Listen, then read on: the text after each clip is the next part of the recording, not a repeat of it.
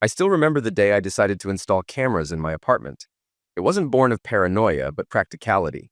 The previous owner, a meticulous businesswoman from Singapore, left the system in place, and I figured it might come in handy. I rarely checked the footage, relying on the idea of its presence to deter intruders more than anything. Over time, the habit of logging in faded, and the cameras became another unused feature of my sleek city penthouse. Fast forward to the evening when everything changed. My bachelor party was winding down, and I felt drained, both emotionally and physically. The weight of wedding plans, demanding work, and restless nights culminated in an unusual sense of unease. My fiancée, Georgia, was out celebrating her bachelorette night, and the vibrant hum of city life felt eerily disconnected. I didn't suspect that this night would alter the course of my life entirely. I was sitting in the guest room of my friend's house, scrolling through my phone, which displayed live footage from the security cameras in my apartment.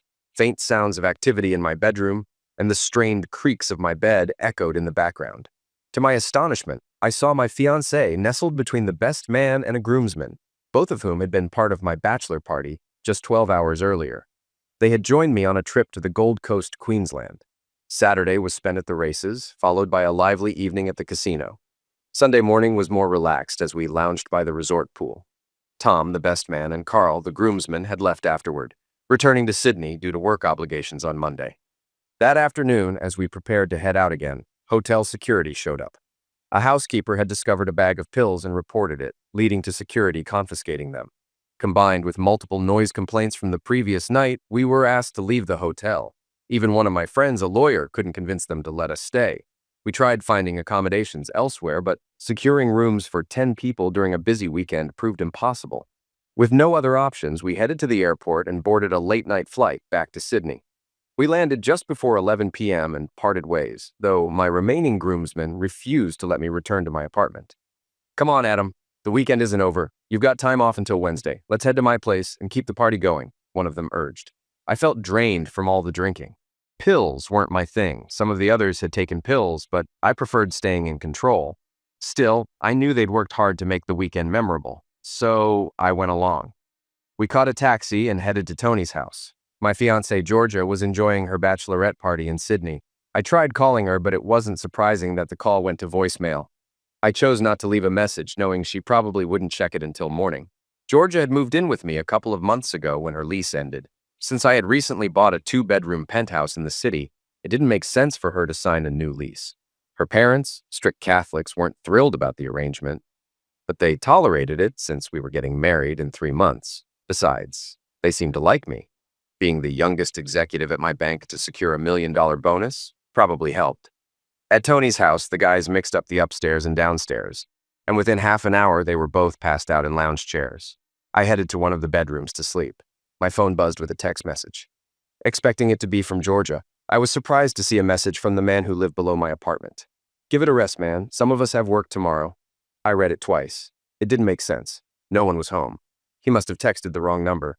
I replied to let him know he'd made a mistake, but another message came through almost immediately. "Yeah, sure. Just get her to quiet down or send her home. It's impressive you can text while she's so loud." I froze. He thought he had the right number. What's happening? I wondered. Fortunately, I had a way to find out without moving. The penthouse had been renovated by the previous owner, the daughter of a Singaporean billionaire attending graduate school in Sydney. Her father, ever protective, had installed cameras in the living room and bedrooms with remote access.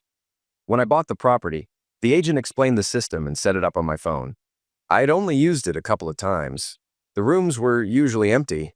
I logged in and selected the living room camera. Empty beer bottles, wine glasses, a hookah, and a bag of pills cluttered the coffee table. Clothes were strewn across the room, but I didn't see anyone. The sounds were coming from elsewhere.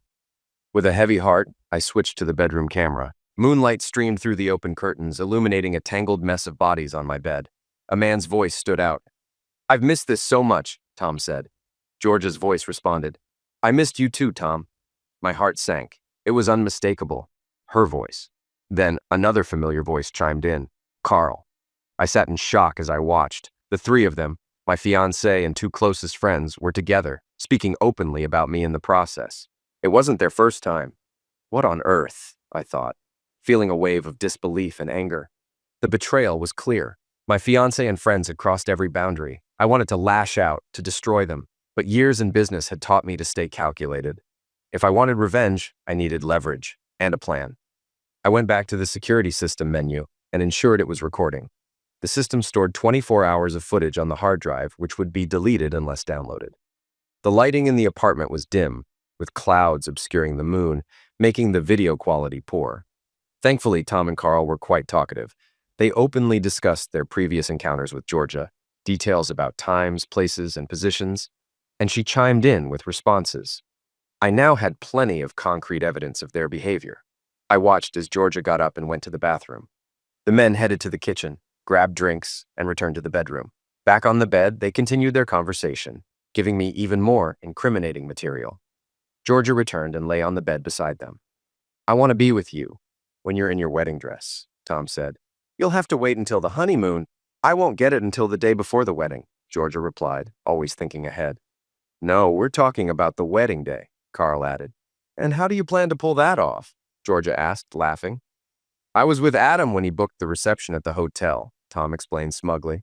The ballroom has a band room attached. The guys will take turns distracting Adam while the rest of us have fun with you. All four of us, Carl grinned. Would you prefer otherwise? You know I'll be off birth control by then. Adam wants kids right away. You'll just have to take your chances and see who the baby resembles, Georgia said with a laugh. How could I have been so blind? I thought. Relax, Carl, Georgia said. We've got all night and most of tomorrow. I don't need to pick Adam up until 5 in the evening. Come on, stop stalling and get on with it, one of them urged. Georgia didn't resist. Soon the room was filled with the sounds of their activity, and Georgia's voice rose louder than I'd ever heard it before. No wonder my downstairs neighbor was furious. I exited the security system. I had seen more than enough. The hard drive hidden in a concealed cabinet behind my wardrobe was still recording every detail. I lay down, trying to focus on plotting my revenge. Inspiration wasn't coming, so I got up and went to the living room. Tony and Jeff were still snoring, sprawled across the furniture. It took all my restraint not to wake them. I grabbed a beer from the fridge and flipped through an old newspaper on the counter. A headline caught my attention. Police warn against alcohol-related attacks. The article detailed a string of cases where intoxicated women were targeted by a group of men. The police suspected the attackers followed their victims home, broke in and attacked them. They urged women to stay vigilant and asked the public for any information that might help identify the culprits. As I pondered how to use this to my advantage, my phone buzzed again. It was my downstairs neighbor informing me that he had filed a noise complaint with the police. Perfect, I thought. I returned to the bedroom and immediately called the police. You've reached the New South Wales Police. How can we assist you? The operator said. Oh my God, please. You need to send someone to my apartment immediately. Something terrible is happening. Calm down, sir. Can you explain what's going on? How can I calm down? My fiancée is in danger. Please send someone right away. What makes you think she's in danger? The operator asked, her tone still calm. My neighbor complained about noise, but I'm not there. How could it be me? Please, just send someone. How do you know your neighbor complained? He messaged me and said he filed a complaint with the police. Please, you have to act quickly. What address is this noise complaint for? The operator asked. Her slow responses were infuriating, worse than dealing with a call center. I provided my home address. Please hold, she said. After about 30 seconds, she came back. I'm transferring you now. Another half-minute passed before a man's voice came on the line. This is Detective Sergeant Potts from the Zex Crimes Unit. May I ask who's calling? Thank goodness, I said, relieved. I'm Adam Spencer. Please, you need to send someone. Something terrible is happening to my fiancée. I understand, Mr. Spencer. We have a unit nearby, but I need to confirm something, he said in a calm, measured tone. Don't take this the wrong way, but the noise complaint described lovemaking. Is it possible your fiancée might have someone else with her? I was desperate. We're getting married in 3 weeks. What do you think? If she's harmed because of these delays, I'll sue you and the entire department. I'll go to the media and make sure everyone knows your name. Calm down, sir. We'll investigate, he assured me. What's your fiancée's name, and what was she supposed to be doing tonight? Her name is Georgia. She was out with friends for a bachelorette party in King's Cross. The newspaper said the attackers are targeting that area. Understood. Like I said, we have a unit in the area, and they'll look into it. Are you calling from your mobile? We'll need the number to keep you updated. Yes, I replied. Should I go to the apartment? No. Stay where you are until we contact you, he said. With that, the call ended. It didn't go as planned. I wanted chaos to erupt, but I knew I'd have to explain. 20 minutes passed before my phone buzzed. A text from my downstairs neighbor. Sorry, man. Thought it was you. Cops are here with tools and helmets. Hope George is okay. Praying for you both. I muttered, they bought it, and logged into my security feed. Switching to the bedroom camera, I saw Tom and Carl tying George's arms and legs to the bed with my ties. She seemed to enjoy it, but their twisted game could have serious consequences. Unable to watch, I checked the living room feed. Nothing yet. George's screams echoed, hopefully motivating the police. After a few minutes, I thought my neighbor might be messing with me. Then the door creaked open. 2 officers, tools drawn, entered, quickly signaling for backup. 4 more officers stormed in. Hearing the bedroom commotion, they moved in that direction. On the bedroom feed, Tom and Carl were oblivious, still with Georgia. Suddenly, chaos erupted. Officers burst in, flashlights blazing. Armed police, get down! Carl tried resisting and was kicked in the chest. Tom, too disoriented, didn't stop until an officer yanked him by the hair, forcing him down beside Carl. Without clothes, tied-up Georgia was covered with a blanket while officers cuffed the men and led them out. What's going on? Tom shouted. This is the last woman you'll see for a while, one officer snapped. It wasn't forced, Carl protested, only to get silenced with a blow to the stomach. The men were hauled away while a female officer comforted Georgia, who looked dazed. It's okay, Georgia, you're safe now, she reassured. The sergeant will call your fiancé and meet us at the hospital. A hospital? Yes, just to check on you. Would you like your mom there? The team specializes in helping victims. Forced act? Georgia stammered, like a deer in headlights. It's all right, take your time. Switching feeds, I saw Tom and Carl being questioned in their shorts. A plainclothes officer brought up a stash of pills they'd found. These could qualify as dealing, which means 3 years minimum. It wasn't forced act, Tom insisted. Help us and maybe we can make this easier, the officer urged. The men stayed silent, stone-faced. Fine. Take them to the station, the officer ordered, and the 2 were escorted out. Another officer called me moments later. Mr. Spencer, this is Sergeant Potts. We found your fiancée and are taking her to St. Vincent's for an exam. Meet us there in 10 minutes. Before I could reply, he hung up. I left Tony's house after calling a taxi. Things had gone better than expected, but I wasn't sure how the police would handle it. Would they believe Georgia or Tom and Carl? I needed to stay cautious to keep control. At the hospital, a constable met me and guided me to a side room in the emergency area. Inside, a tall, thin man with a hooked nose was on the phone. The constable announced my arrival, and the man ended his call, stepping forward with an outstretched hand. First Sergeant Potts, he introduced himself. Adam Spencer, I replied. Where's my fiancée? She's with the doctor. You'll see her soon, Potts said, motioning for me to sit. He pulled out a chair and continued. Before that, I have a few questions for you. Is that really necessary? I asked impatiently. It is. Georgia's well-being is our priority. I want to see her, I muttered. You will. First, where were you tonight? Why does that matter? I said defensively. If you'd been home, Georgia might not be here now. I explained I had been at a friend's house after a bachelor party in Brisbane. We stayed late, so I crashed at my friend's place. Somewhere near Renwick, I think. And when did your neighbor contact you? I checked my phone. 11:45 p.m. Potts pulled out his phone. I want to show you photos of the men we detained. Tell me if you recognize them. I feigned shock and anger when I saw the images. Is this a joke? Why do you have pictures of Tom and Carl? Who are they? Tom is my best man. Carl is a friend. What does this have to do with them? They were the men we found at your apartment. They said they left Brisbane early to work tomorrow, I replied, slumping into a chair looking distraught. At that moment, a policewoman from my apartment appeared. Sergeant, can I have a word? She said. Potts asked me to step outside. I left my phone on the chair, recording their conversation. Through my earphones later, I heard the policewoman explain. I took her statement, but she hasn't signed it yet. What's your take? Potts asked.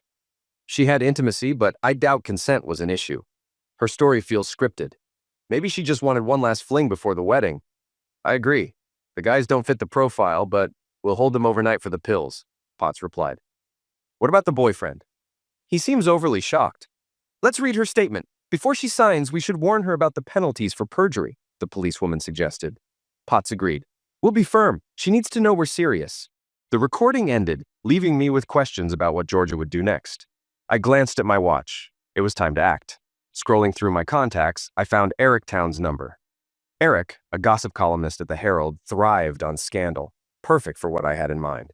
Eric, it's Adam. How are you? Up working this late? Long night. What's up? He replied. I just wanted to know if tomorrow's column is done yet. Almost. The start of the financial year is always slow for gossip. Got something for me? His tone sharpened. Depends. Would you care if two young execs aspiring to join the board were detained on pill and sexual attack charges? Care. That's gold. Can I name names? Not unless you want a lawsuit. Keep it under guess who, don't sue. Fair enough. Give me details to build the clues. Tom and Carl, I said evenly. Your best man and groomsmen? Eric sounded surprised. Yeah, and George is involved, I added bitterly. Eric hesitated. I didn't know this, but I'm not entirely shocked. What's that supposed to mean?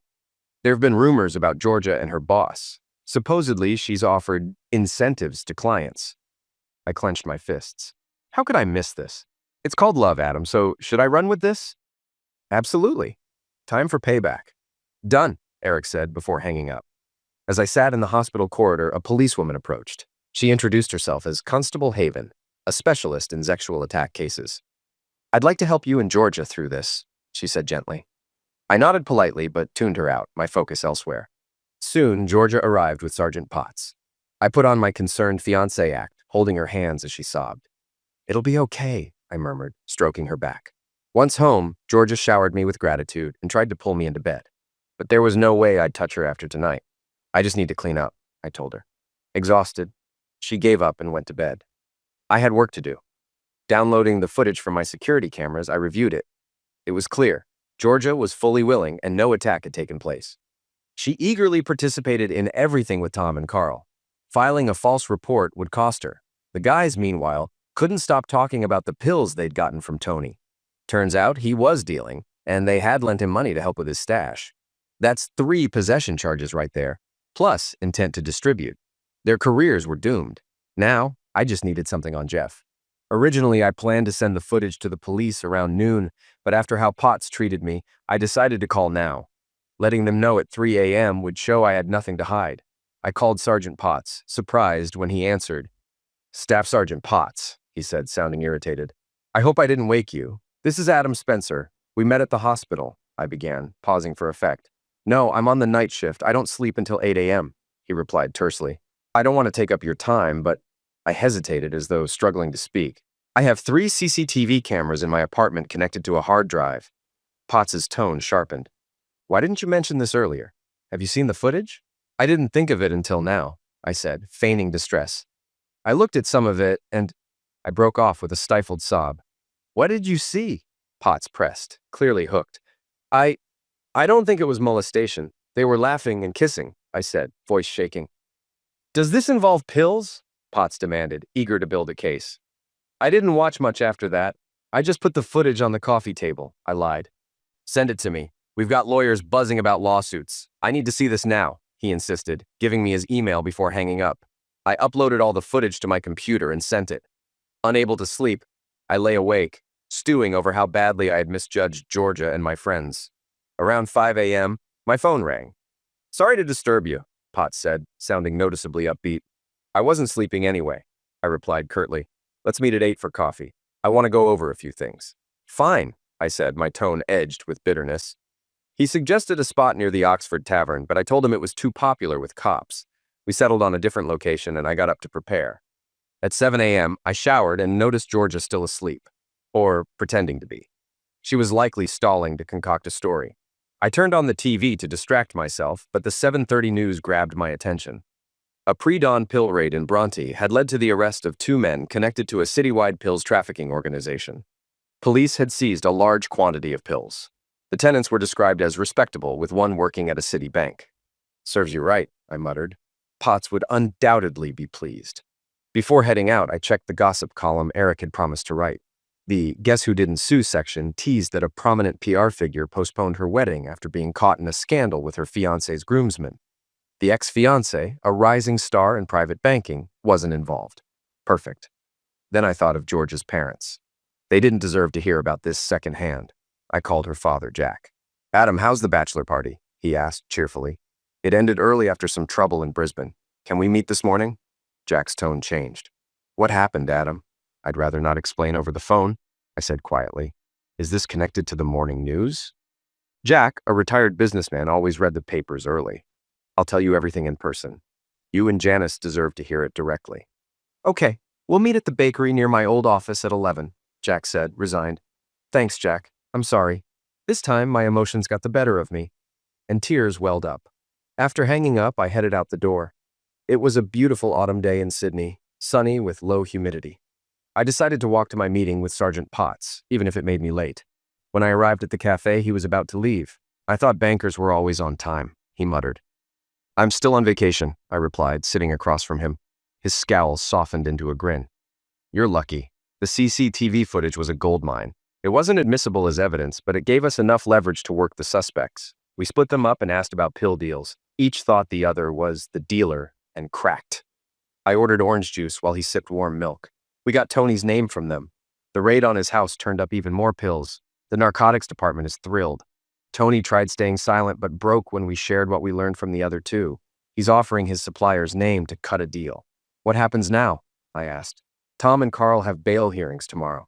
Tony might as well, depending on what he works out with the prosecutor. Public hearing? I asked, feigning casual interest. Oh yes, Potts said with a chuckle. Their lawyers want a closed session, but the prosecutor seems eager for media attention. He opened the Morning Herald and pointed to the gossip column. Anything to say about this? He asked with a smirk. I'm not sure what you mean, I said, trying to sound clueless. Potts leaned back. Does your CCTV system have remote access? Maybe I'll get a warrant and check for myself. Why bother? By the time you do, the hard drive might accidentally be damaged, I said dryly. He laughed. Relax, Adam. I'm not after you. I want to know what you intend to do about Georgia. Are you pressing charges? He leaned in. Filing a false report? It's unlikely to stick as a first offense. It's not worth the paperwork unless you're after revenge, and you don't seem like you are. I don't know what you're talking about, I replied, maintaining my facade. Call me after 6 if you want to press charges. Otherwise, I'll bury it, he said, standing to leave. I finished my juice and walked out into the sunlight, thinking about my next move. I decided the next step in my plan was to appear at work looking distraught. Humiliation for me would mean trouble for Tom and Carl. As I walked into the bank lobby, I noticed the security guards nudging each other and pointing in my direction. This continued as I made my way to the elevators. Inside, a postman with a card asked, Hey Adam, how was your weekend? Before I could reply, a secretary lost her balance and jabbed the postman's shin with the cart. He hobbled out at the next floor, muttering, while the others in the elevator avoided eye contact. Reaching the top floor, I hoped to see the CEO. The only person left was the secretary who'd silenced the postman. As she left, she touched my hand and said, If you need someone to talk to, here's my number, handing me a note. She walked away, her exaggerated stride drawing attention. I glanced at the paper, realizing it was pre-written, then tossed it into a trash can. I approached the CEO's office. His formidable secretary, perched at her desk with glasses at the tip of her nose, barely acknowledged me until I stood in silence. When she finally looked up, her stern expression softened. Adam, dear, what are you doing here? You still have 2 days off. Hearing her call me dear was a first. I just wanted to ask if I could see Mr. Turnbull for a minute, I said, feeling my face redden under her unexpectedly kind gaze. The secretary informed me Mr. Turnbull was between calls and went to check if he could meet with me. Watching her slide out of her tall chair, I realized how short she was, which explained her elevated desk setup. A moment later, she returned with a smile. Mr. Turnbull will see you now. Have a seat, she said, as she climbed back into her chair. As I sat, she hesitated, as though deciding whether to speak. Finally, she said, I was abandoned at the altar once. At least you found out in time. Regret flashed across her face, and she quickly returned to her work, leaving me to consider how convincing I'd been so far. If I'd swayed her, Mr. Turnbull shouldn't be difficult. Soon, Mr. Turnbull appeared at the door, tall and fit, with graying curls. He greeted me and gestured for me to sit across from him. Adam, I wasn't expecting you today, but it's probably better to address this now than later, he said nervously. If you're ready to talk, I nodded, deciding to get straight to the point. I came to request leave until the end of the week. I'm dealing with personal issues that also involve other employees of the firm and our PR agency. I believe you have a right to know. Go on, he urged, leaning forward. Taking a deep breath, I began. Last night, I returned to Sydney early from my bachelor party. I got a message from my neighbor about noise in my apartment. Thinking it might be a break-in and that Georgia could be in danger, I called the police. When they entered, they found pills and my fiancé tied to the bed with Tom and Carl, who were involved with her.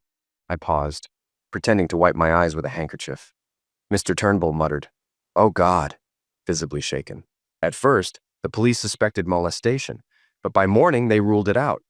Tom, Carl, and another friend, Tony, are now in custody on pill charges. Not good for the company, he murmured, his face pale. What did Georgia say? I haven't spoken to her since this morning, I replied. This is terrible. Rest assured, those two won't set foot in this building again. Take as much time as you need. Call me Monday, and we'll discuss further. As I stood to leave, I turned back. What about the PR firm? His expression turned anxious. An internal investigation will be necessary since Tom and Carl oversaw the tender process. I'll speak to their CEO and figure something out. I watched him closely, noting his discomfort. Recalling Eric's gossip about George's workplace behavior and Tom and Carl's jokes about Turnbull's involvement in the tender, the pieces clicked. He was likely another of George's lovers. I left without saying more. He could wait. Stepping outside, I realized that revenge on everyone involved would require a more thorough plan. I took a taxi to the bakery where I was meeting George's parents, arriving early enough to order coffee. While waiting, I checked my security feed to see what Georgia was up to. She was in the kitchen, texting furiously. Moments later, she got up, dressed in just underwear and a robe, and buzzed someone into the building. Expecting her parents, I was stunned when Jeff, my other friend, appeared at the door. Georgia tried to kiss him, but he dodged and walked inside. Switching to the living room camera, I watched their interaction. Jeff kept his distance, moving defensively while Georgia pursued him aggressively.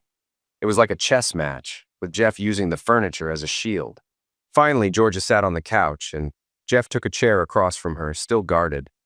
The scene left me seething. I couldn't hear their conversation as I was in a public place. Georgia seemed distraught, her head in her hands, shoulders shaking. Jeff hesitated, then moved closer and hugged her. She wrapped her arms around his neck and buried her face in his shoulder. When I looked again, her position had subtly changed. One arm was no longer around his neck, but rested on his lap. Watching this, I felt a twinge of pity for Georgia. Something was clearly not right with her. A knock on the window broke my thoughts. Georgia's father, Jack, waved and headed inside. Alone, he made his way to my table. We shook hands and sat down. Janice didn't come? I asked. No, I thought it best she stay home. Her blood pressure's been high and the news didn't help, he explained, signaling for coffee. Probably for the best, I said, then added. But Jack, you should consider suing that columnist. Suing would only keep this in the news, and besides, the story is true, he replied flatly. What do you mean, true? I pressed. Jack waited for the waitress to leave. I leaned in and quietly explained. Last night, the police responded to a noise complaint at my apartment. They found pills and Georgia tied to the bed with Tom and Carl. Jack tried to remain composed. They must have sedated her or something. At first, they thought it was molestation, but it wasn't. That's absurd. Georgia would never do that, he snapped. I'm sorry, Jack. Pictures don't lie. The wedding is off. People fake photos all the time, he countered, his disbelief evident. Without wanting to hurt him further, I pulled up the live CCTV feed. Georgia was lying on the bed with Jeff on top of her. I showed Jack the screen. He studied it for a moment before dismissing it. Could be staged. That's not proof. It's live, I said. This is happening right now. Jack's expression shifted to anger and disbelief. What kind of person are you to spy on her like this? He said, beginning to rise. Sit down and look, I said firmly, my raised voice turning heads in the cafe. Jack sat back down, stunned by my tone. I called George's phone from Jack's number, letting him see her pause on the screen to pick up the call. Jack stared, visibly deflated. He suddenly looked much older and more fragile. I'm sorry, Jack. You deserve to know. I hope the financial losses aren't too bad, but I can't marry her. Jack wiped his eyes, nodding silently. After a moment, he asked in a whisper, Have you told her yet? No. She was asleep when I left this morning, I replied. Jack's face twisted with pain. She doesn't even know you know. And now Jeff? It's not just Jeff. Tom and Carl are in custody on pill charges. Jack buried his face in his hands, overcome with emotion. Let's get out of here, Jack. We need some fresh air, I said. Leaving money for the coffee, I led him to the park. We walked for half an hour, avoiding the topic of Georgia until Jack felt ready to go home. When will you tell her? He asked. When she has time, I replied bitterly. Jack paused. Part of me will always love her, Adam, but the rest of me just wants to take her home and shield her from all of this. I'll let you know when the time comes, Jack, I said. We shook hands and he left in a taxi. Finding a quiet spot in the park, I checked the CCTV feed again. Georgia was back in her robe and Jeff was tying his shoes. He truly was a fool. Engaged to Penny Rindhill, daughter of one of Australia's wealthiest women, Jeff had far more to lose than I did. Penny wasn't stunning, but she was noticeable. Her full figure wasn't obese, just rounded, with chubby cheeks that turned bright red when she was nervous or drunk. Her unruly red curls topped off her appearance. Despite that, she was fun and genuinely in love with Jeff. My father used to say, "You can marry into more money in 5 minutes than you'll earn in a lifetime." That fit Jeff perfectly. I couldn't accuse him outright, but showing Penny my security footage would surely ruin their engagement and his job at her family's company. My revenge was falling into place, though I still had plans for my boss. I just needed Georgia's cooperation, and I had leverage to ensure it. When I got home, Georgia was gone. I hadn't expected that, but it gave me time to create a video for Penny. Watching earlier footage of Jeff and Georgia was enlightening. Jeff had been sent by Tom and Carl's lawyers to find out what Georgia told the police. He asked about the pills, and she said she only mentioned the supposed molestation. Jeff informed her the molestation charges hadn't stuck. Only the pill charges remained. Georgia collapsed onto the living room floor, realizing her plan had failed, which likely explained her sudden departure. Around 5 p.m., the apartment door opened, and Georgia walked in with Shelley, one of her bridesmaids. They spotted me in the kitchen. Georgia approached with open arms, attempting to hug me. "Adam, darling, how are you? We were so worried," she said, sniffling theatrically. I kept my hands at my sides and my voice steady. "I've been talking to the police, my boss, and your father," I said evenly. Georgia stiffened, but Shelley jumped in to explain. "Last night, at the bachelorette party, Georgia's drink was spiked. She was kicked out of the club, and Tom and Carl offered to take her home but took advantage of her instead." Georgia tried to hug me again, but I stepped back. "Interesting. So what about this morning with Jeff?" I asked sarcastically. Shelley froze, her mouth hanging open. Georgia looked panicked, glancing between us.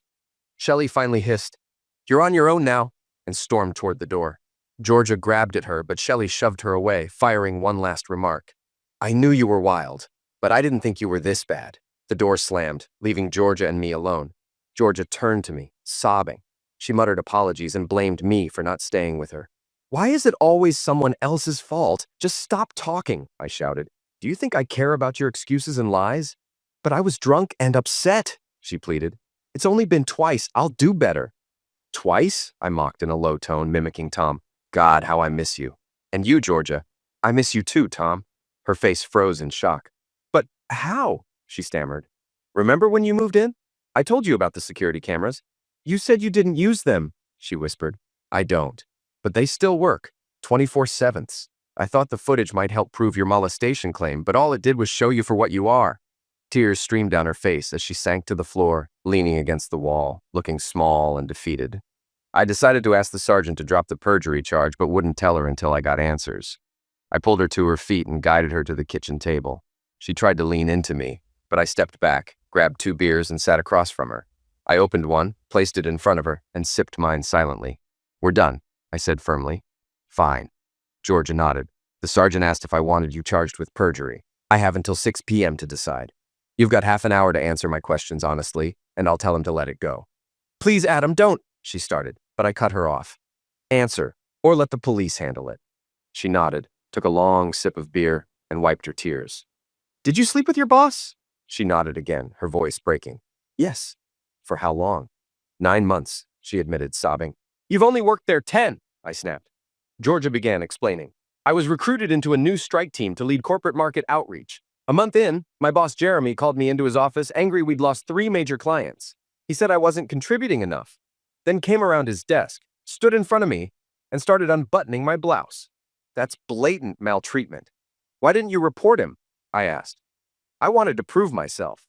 You're the youngest to ever get $1 million bonus, and I was struggling on my 3rd job in 2 years. I felt like I had to make a statement," she said, her anger bubbling up. "Sleeping with your boss isn't a statement. It's a reputation," I replied coldly. "I landed 3 major accounts for the company," she said, almost proud. "And now they'll discard you," I countered. "I don't think so. Jeremy made me secretly record meetings. I kept copies for insurance." "Where are the files?" I asked. "At work." "Damn it," I muttered, slamming my beer down. "What's wrong?" she asked nervously. "I'd love a copy of you and Mr. Turnbull," I said, watching her face carefully. She stammered. "Then why was our bank suddenly a client?" "If that's what you want, I'll go to the office and get it," Georgia snapped, grabbing her keys. "You won't get past security," I warned. They'll hand you a box of your things and block your access. She hesitated, biting her lip, then threw the keys down and disappeared into the office. I followed and found her at the computer. I can access my work remotely, she said confidently, typing in the codes. Her shoulders sagged as the system denied her. They blocked me, she muttered, then suddenly perked up. Wait, I used a back door into Jeremy's computer to upload files. I'm in. Copy everything, I said. You'll need leverage for severance, and I need a way to ruin your boss's life. I left her to work. 20 minutes later, Georgia emerged, waving a hard drive and grinning. Everything's here. Emails too, she added. I don't care about the videos. I need protection if the bank targets me, I said. But Adam… Georgia, I cut her off. There's nothing left between us. When I saw you with Tom and Carl, I thought maybe it was the alcohol. But seeing you with Jeff today, you need help, but I'm not staying to watch. Tears streamed down her face as I took the hard drive and walked into the office. Moments later, I heard the bedroom door slam behind her. The hard drive turned out better than I expected. It revealed that Jeremy and Mr. Turnbull were old schoolmates. They exchanged numerous emails about Georgia and her abilities, even featuring her in a private file as part of a threesome. But that wasn't the most surprising discovery. They had also colluded to defraud the bank. Mr. Turnbull, looking to boost his pension fund, coerced Jeremy into inflating the tender price for a PR contract. After approving it, Jeremy only recorded the necessary amount in the company's ledger. The difference? They split it evenly. I called Sergeant Potts, who picked up on the second ring. Thought you'd forgotten, he said. I glanced at my watch. 6:05 p.m. Nope. Just wanted to make sure I made the right call. So what's up?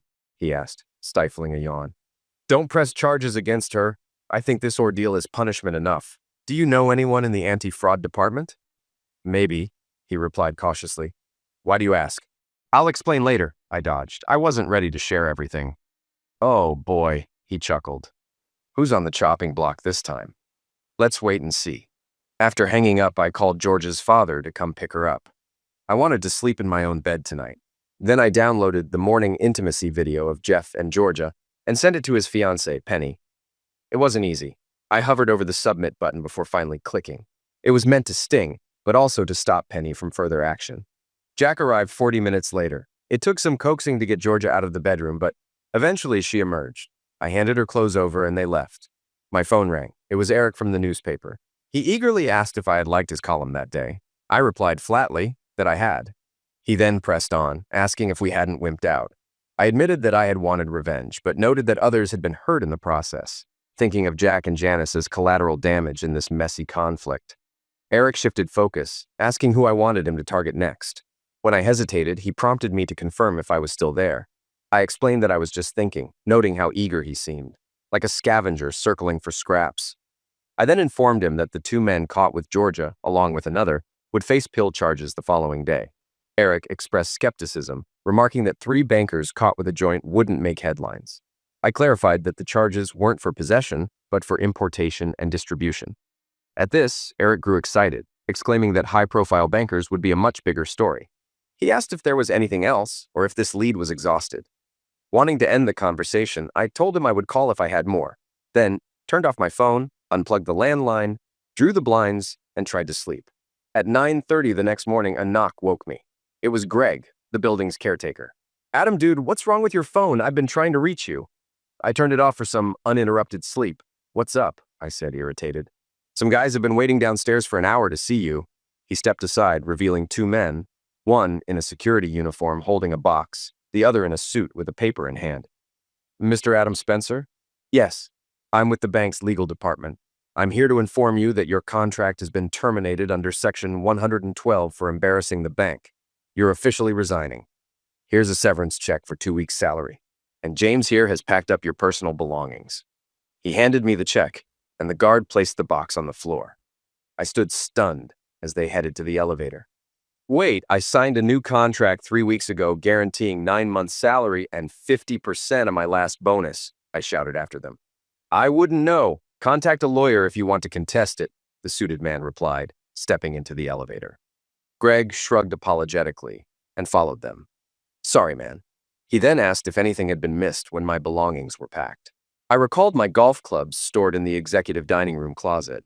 The lawyer deemed this perfect and asked about their value. I estimated them to be worth around $20,000. Surprised, he jokingly asked if they were gold-plated. I clarified that they were platinum Honda clubs with gold accents, explaining that a full set would cost about $50,000. The lawyer whistled in astonishment and said he would draft an order to retrieve them. I asked if he could complete it by 1 o'clock that day, eager to act quickly. Though pressed for time, he agreed on the condition that he could keep the clubs for himself. I accepted the deal, and we planned to meet at the entrance later. I had breakfast and headed to the office to prepare for the afternoon confrontation. Knowing Mr. Turnbull would be in the executive dining room from 12:30 to 1:30 p.m., I planned to create a distraction. Before leaving, I checked the Herald's website and found Eric's piece, complete with his witty remarks about high-flying bankers. Another article mentioned the cancellation of an heiress's engagement, though Penny and Jeff weren't named. I wondered where Eric got his information. By 1 p.m., I stood outside the bank building, waiting. The lawyer arrived 5 minutes late, proudly waving a document. He explained it allowed me limited access to retrieve my golf clubs directly and exit immediately. As we entered, a security guard stopped me, citing orders not to let me inside. I presented the court order, which he examined before calling for confirmation. Moments later, the bank's legal representative arrived, reviewed the document, and sarcastically noted my busy morning. He instructed the guards to escort me to retrieve my clubs and then remove me from the premises. Following the guard, I collected the clubs from the storage room. As I returned, I caused a scene, loudly declaring my hockey stick was missing, then rushed toward the executive dining room. The guard tried to stop me but failed. Mr. Turnbull appeared at the dining room door, shouting at the commotion. Recognizing me, he demanded to know why I was there. I sarcastically mentioned reconsidering my severance package, which he immediately rejected. Before being dragged out, I tossed him a flash drive, advising him to review its contents when his wife wasn't nearby. Though skeptical, he pocketed the drive and left. As I was escorted out, I shouted that he had 24 hours and knew how to reach me. The guard released me outside, where my lawyer waited, delighted to take the golf clubs. I felt confident. If the deal I signed went through, I could replace the clubs easily. Later that night, just before bed, I received a message. Meet at Centennial Park Coffee Shop at 6:45 a.m. Got him. The next morning, I arrived at the park early, only to find Mr. Turnbull already there. Keeping a few meters between us, he angrily asked which file I wanted. I clarified that I only wanted what was due under my new contract. He argued the contract wasn't valid until Thursday, but I dismissed the delay, unwilling to let it go to court. Calling me a blackmailer, he growled with frustration. I countered, accusing him of improper behavior with employees. After a tense standoff, he relented, agreeing to meet my terms. He demanded all notes and copies I had, and I promised to deliver them once I received a signed document confirming my rights. As he walked away, I added a final demand. The lawyer from the previous day had to deliver the paperwork. Turnbull sarcastically asked if I wanted anything else. Smiling, I replied that was all. Before leaving, he leaned closer, warning me I'd never work again in the city, or the country. I laughed and bid him farewell, pleased with the outcome. I still had the emails between Turnbull and Jeremy, and planned to forward them to the fraud department as soon as the money landed in my bank account. The next couple of days passed relatively quietly. The following morning, the uptight lawyer from the bank showed up at my doorstep with some forms for me to sign. He left me a copy and said the money would be transferred by Thursday. I handed him an envelope containing a flash drive and a portable hard drive, and he left, looking defeated. Jack and Doris arrived Thursday morning to collect the rest of George's belongings. They had their hands full with her. Apparently, she had gotten drunk and confronted her boss at his house in front of his wife. The police were called and warned her to leave, but later she was caught driving under the influence. She sped off and lost her license on the spot. Tom, Carl, and Tony were out on bail, but the prosecutor was playing tough. He even appeared on morning TV discussing an article about pill use in the corporate world. Though he avoided specifics to protect the case, the implications were clear, especially when news showed footage of 3 men leaving court, trying to hide their faces. Jeff had seemingly vanished. When I spoke to Eric, he mentioned rumors that Penny's mother had sent him to some remote South American outpost. The company was doing mineral exploration there, but the locals were reportedly hostile. Rumor had it that outsiders rarely lasted 6 months without being hijacked or worse. By Thursday afternoon at 4:55 p.m., my bank account was $720,000 richer. By 4:59 p.m., I was on the phone with Sergeant Potts.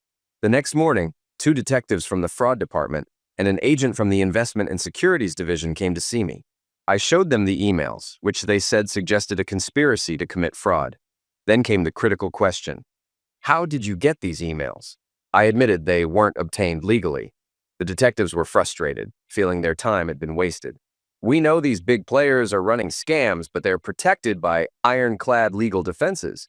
We can't just haul them in and force them to talk. The securities agent, however, was more composed. Relax, gentlemen. These emails give us leads to follow. It'll take time, but there's always a paper trail. Let's pretend we never saw this correspondence. I don't want it jeopardizing any charges. They left, and I was alone with my thoughts. Turnbull seemed to have started a smear campaign against me. When I approached rival banks with job applications, none of the HR departments responded. One day, while walking near my building, a black car pulled up beside me. The window rolled down, and Penny Ryan-Hill was in the back seat. "You look as lost as I feel," she said, her face serious, before breaking into a wide smile. "I fueled up the company jet. It's waiting on the runway. Ready for a break, darling?" I rubbed my chin, torn between wallowing in self-pity and taking a spontaneous vacation. "Give me 5 minutes and I'll pack a bag." "No need," she replied. "Where we're going, you won't need much." "And where exactly are we headed?" I asked, climbing into the car. "To a family estate in Mauritius, private beach, pool, golf course, and a chef," she said, grinning as she tapped the divider to signal the driver. 25 minutes later, we were aboard the Ryan-Hill family Gulfstream, en route to paradise. 3 weeks stretched into 5 months. It was an incredible escape. Did I get involved with Penny? Absolutely. Along with a flight attendant, a housekeeper, and several local women. Penny was wild. When she partied, it was a spectacle. But that's another story. Why did I return? Simple. I wanted a front row seat at Turnbull's fraud and racketeering trial. He entered the courtroom on day one, all smiles, surrounded by a high-powered legal team backed by the bank. By the end of the day, his tie was loosened and sweat dotted his forehead as he anxiously consulted his lawyer. The prosecution had meticulously pieced together a paper trail connecting him, Jeremy, and the PR deal. The turning point came when it was revealed that Jeremy had surrendered the day before. He had struck a plea deal, agreeing to testify against his accomplices in exchange for a reduced sentence. Sensing defeat, the bank withdrew its support. On day 2, Turnbull arrived at court with only his legal advisor. A representative from the bank's legal department announced they were no longer supporting him and intended to pursue civil litigation to recover funds.